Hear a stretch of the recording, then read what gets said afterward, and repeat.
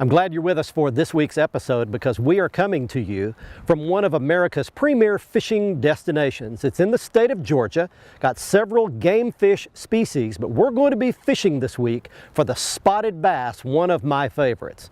Come on everybody, let's go to the Peach State because Fox Sports Outdoors is on the air right now. You're watching the only program with weekly fishing reports and real-time outdoor news from the Southwest region. This is Fox Sports Outdoors. I'm sure on television this looks like the ideal day with sunny skies and calm winds, just a great fishing day. But the truth of the matter is just over my right shoulder and around that point, something very extreme is going on. We'll talk about that as today's show goes on. In fact, the next time you see me, I'm going to look a lot different than I do right now. I'd like to welcome you into one of my favorite places in Georgia. It's northeast of Atlanta and it's Lake Lanier. Lake Lanier is a very interesting place. It's 37,000 surface acres, but over 600 miles of shoreline. It's impounded on the Chattahoochee River, and it's got striped bass, largemouth bass, spotted bass, and several other species, including walleye. Today we're going to concentrate on the spotted bass action. While we're doing that, we're taking you around the region for your local fishing reports from your lakes, rivers, and bays. We're going to have a lot of fun right now. The Nitro Z19 goes down the boat ramp. We get you started with the weekend planner. The Salooner tables are indicating that both days of the weekend will offer fair game fish activity. Peak times on Saturday will start at 9:19 a.m. and 9:45 p.m., while Sunday's best action should begin at 10:11 in the morning and again at 10:36 in the evening. Expect the sun to rise at 7:31 and set at 6:55. And evenings will feature a crescent moon that is 27% visible. Stay with us. We've got fishing reports from around the area on the way.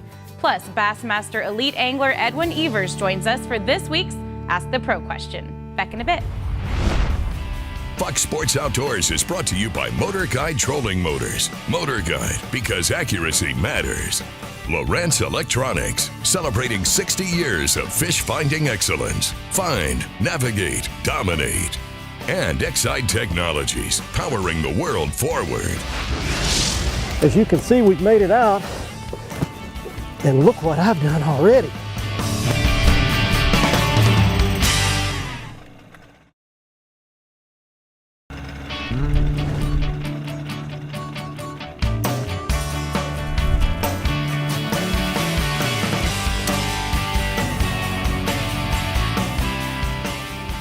Oh, there's one right there. Come up here, buddy. Boy, that's a good fight to start with. Man, that fish is a freight train. I don't know what I've got here. It's got to be a spot. There he comes up. Good spot. Good spotted bass right there. Yeah.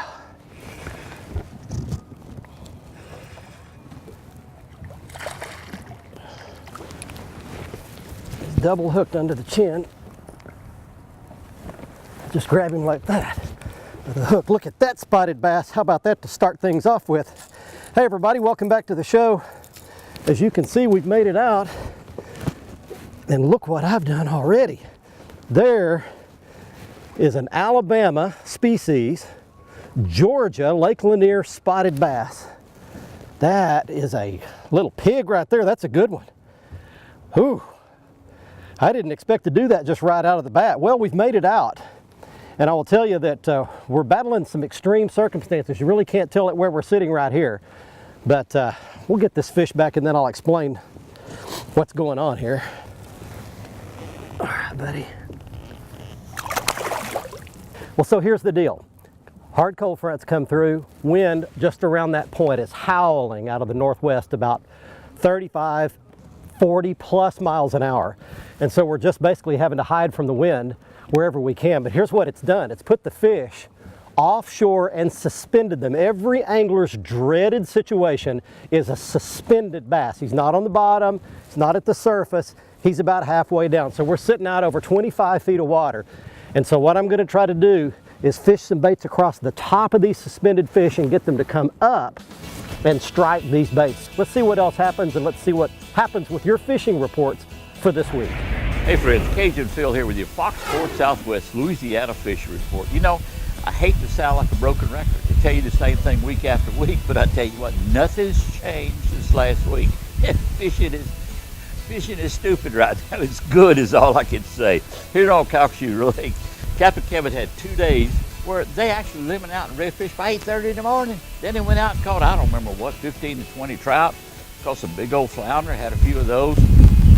It's not going to get any better, but I tell you what, as long as we don't get any rain or any high winds, fishing is going to be good. But you know what? It's not just here on Calcasieu Lake, friends. It's all across the state. Our friends on the east side are doing good. Matter of fact, I got an email this morning from Captain Bill Lake, who this was like 8:30, 9 o'clock. Bill said, Cajun, already got my limit of trout. Now I'm going to work on some redfish. So it's like that all across the state. It's not just here on Calcasieu Lake. But you know what? If you're from Texas or anywhere, we're close to y'all. Come on down here at Calcasieu Lake and get you some of these big old fish. Bass fishing's good all across the state right now. I don't care whether you fish at Lake Henderson, getting good reports from there. Vista No, False River, Toledo Bend. Our Calcasieu River is clear, catching big old fish each and every day. If you want information on a certain area, just contact Cajun Phil. It's CajunPhil@hotmail.com. Or you can call me, 337-540-5530. Here he is. Golly, he came all the way to the top and ate my jerkbait. That's a spotted bass. I got him hooked under the chin.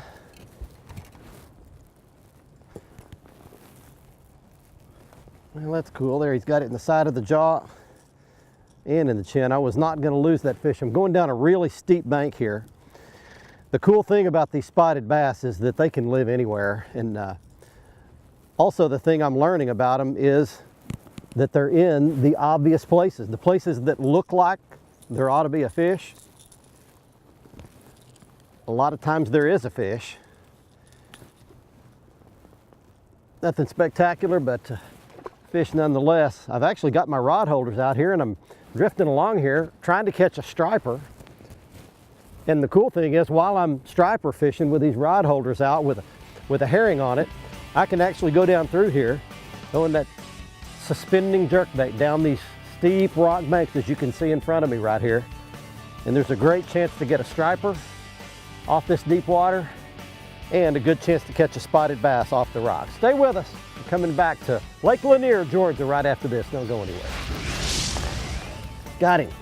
All right, look at there.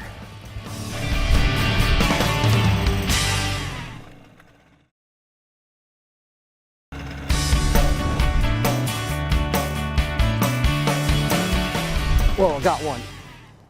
Wow. It's a decent fish. I'm about to run into a dock right here. Let's see if I can hang on to this fish. Here he comes up right here beside the boat. Golly, it's a good fight, whatever it is.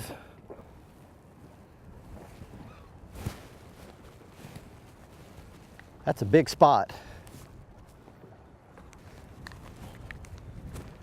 Look at that.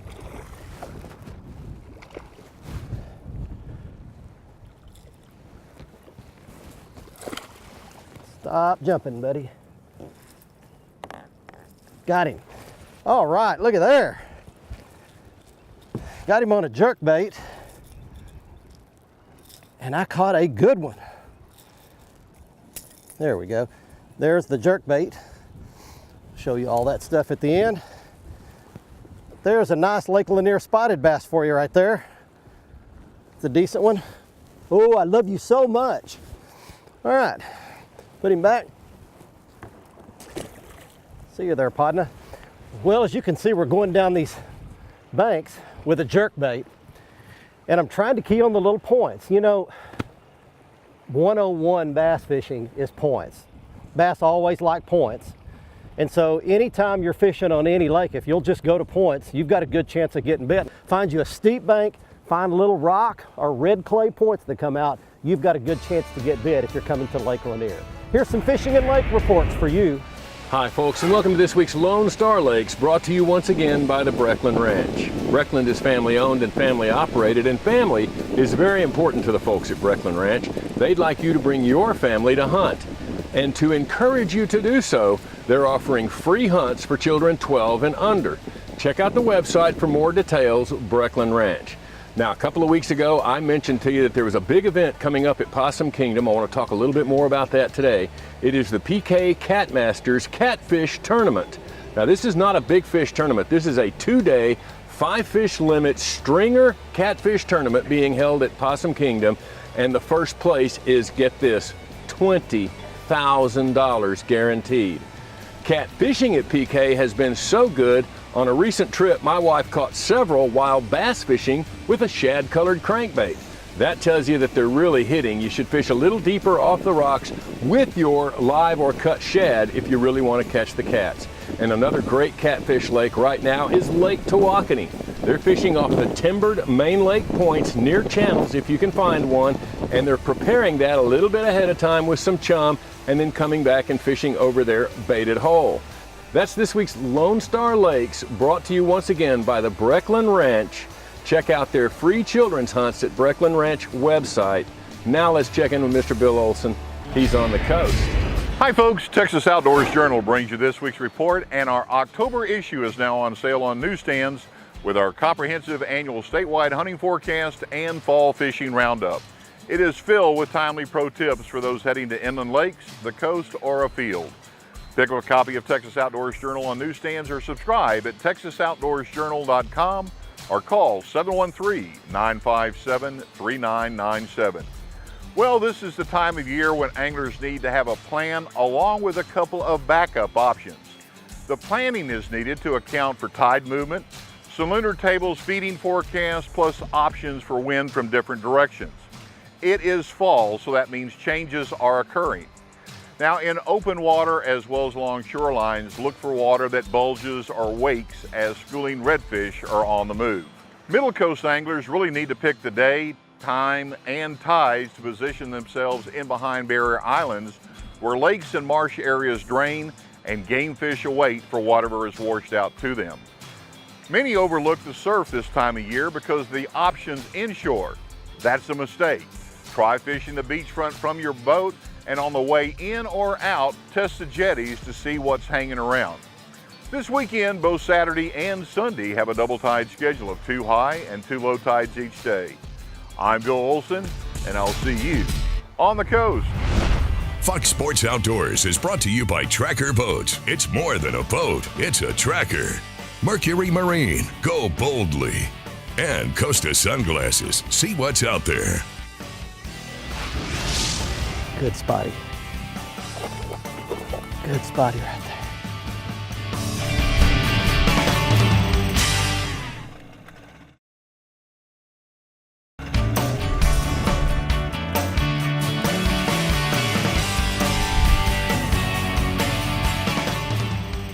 Here's one. I got one.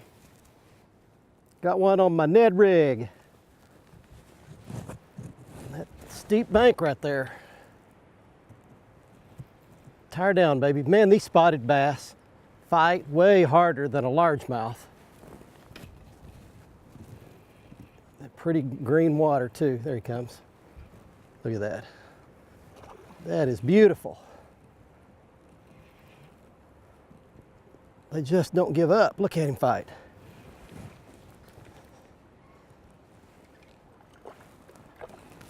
Oh, he's a brightly colored one too. Look at all the markings on that fish. That is just beautiful. All right, there is a Lake Lanier, Georgia spotted bass for you. I love to catch those dudes. Little mouth, teeth on the tongue. You can see the lines down the side of the fish. They are hard fighting, a lot of fun to catch. I'll drive a long ways to catch those dudes right there. Put him back and you'll see him swim away. All right, I want to show you something. It's really important to match the hatch wherever you go. I mentioned that we were striper fishing earlier. We may do some more striper fishing, and I've got these blueback herring in here. I think these are bluebacks, but I'll show you. This is the primary forage that these fish feed on. And I want you to look how similar my Ned rig bait. That's a little Jean LaRue inchworm, and I've got it bitten off to a small size because I'm trying to get bites out here, and they're real finicky, but that's real close to what these fish are feeding on here. And I'll show you real quickly what he was on. this bank falls off into 20, 25 feet of water, and I'm just staying out in about 25, and I'm paralleling that bank and pulling both the jerkbait and the Ned rig down those steep banks, and that seems to be working pretty well. I love to catch me some spots, and I love for you to get fishing reports from your own backyard. Hey, we're at that time of year here in Oklahoma where the technique known as dock shooting for crappie is really starting to heat up. It's going to only get better as we get deeper into the month of October and on into November. It's a really cool technique where you're basically using your rod and reel as a bow and arrow to shoot that crappie jig way back up underneath docks where other techniques simply can't reach. Now, right now, the crappie are starting to school up and get in and around docks, but you're catching most of them about 12 to 16 feet deep. As the water temperatures continue to cool and our daylight hours diminish, they're going to keep moving closer to the surface, and soon they're going to be directly underneath those larger swim platforms on docks that have some deep water underneath them. Now, Bobby Garland makes a crappie shooter jig head, 24th and 32nd ounce. You want a lighter jig head so it skips better, and you want a bait that doesn't have a whole lot of appendages so it skips better across the surface. The Bobby Garland crappie shooter is made specifically for that purpose, and a Bobby Garland pull tab makes it easy to give you something to hang on to and release for accurate shooting each time. As far as rods and reels, the Wally Marshall Signature Series by Lew's has some specific combos already matched up perfect for this technique. Now, I personally like the 6.5 length of rod for the technique, 6-pound test line, and then go with that lighter jig head and a single profile bait just like we talked about. It's going to shoot and skip way back under there. You can catch crappie on the docks right now deep. You'll be able to catch them right underneath the surface soon, but you can't catch them if you don't go. Got one. It's a good one too. That place was straight out of the Pro Fisherman's Journal. Here he comes to the left. Good spotty. Good spotty right there. Got to wear him down just a little bit. Stay up there, baby. Stay up here, baby. Wow, what a fight. There he is. Oh, and it came out right as I picked him up. That's a good spot. Oh my word, look at that. And he's got half a well, his tail's broken a little bit right there. Something's wrong with his tail, but he seems to be doing well, eating well. There's a good spotty for you. Man, we're doing well now. Switched over to a Ned rig, and the bass seem to be eating it. There you go. I want to show you this real quick before we drift off. That place is absolutely tailor-made for a spotted bass. You can see right behind me that this rock point comes way out and makes a ledge, and it literally drops off into 40 feet of water on the right side of it, makes a little flat over there on the left side of it. I want to quickly show you how to work this Ned rig. You throw it out. It's a real weird way to catch a bass. It's a do-nothing rig. Let it go to the bottom, but don't let it lay on the bottom long. It'll get snagged. Rod tip goes straight out, and you drive it with the reel handle. So you let it touch the bottom every once in a while. It's a slow, smooth swim technique. You don't hop it, you don't jig it, you don't do much with your rod tip at all. Most of the driving of this bait is done with the reel handle, and you want to keep it just off the bottom. You don't want to let it lay on the bottom, but keep it down in almost contact with the bottom. And that's how it catches most of these fish. So we've had some fish suspended up toward the surface out in deep water, but now the fish with this high sky, they seem to be going down to the bottom, and the Ned rig seems to be what's catching them real well. Be sure to join Fox Sports Outdoors again next week, Thursday at 5:30, or catch the repeat airing Saturday morning at 8. And you can always watch the latest episode in full HD on the front page of our website at foxsportsoutdoors.com. Plus, catch up on all past episodes by clicking the archive button. And see lots of our how-to and product videos by selecting the how-to button. Join our online fishing community. Just click the like button on our Facebook page for access to daily posts with lots of fishing news, videos, and frequent giveaways. And stay up to date with all the latest fishing information and photos by following our Twitter feed.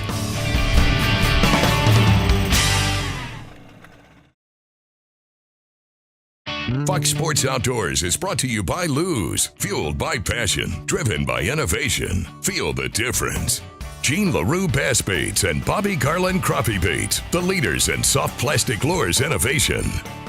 And Nitro Performance Fishing Boats. Champions aren't born, they're made. Welcome back, everyone. It's time for the Ask the Pro question. This week, Roger wonders, what would professional bass anglers fish for if they couldn't fish for bass? For the answer, we found the 2016 Bassmaster Classic champion, Edwin Evers. Okay, if I couldn't fish for bass, man, I went saltwater fishing, and it gave me the bug to go catch tuna. I mean, I caught tuna, I had a couple sailfish on, I never did get a marlin, but that's what I'd really like to go out after. But in the real world, that's probably not real feasible. You gotta have a big boat and live next to an ocean. So if I had to choose something right there in Oklahoma, there's nothing better than catching catfish in my opinion. Man, they bite, they fight hard. They're a lot of fun to catch and you can eat them afterwards. So it'd have to be catfish. Thank you, Edwin. If you have a question for one of the pros, visit our website, follow the Ask the Pro link on the right side of the page, and send it in. Now, one of you wins a new pair of sunglasses on the Costa Catch of the Week.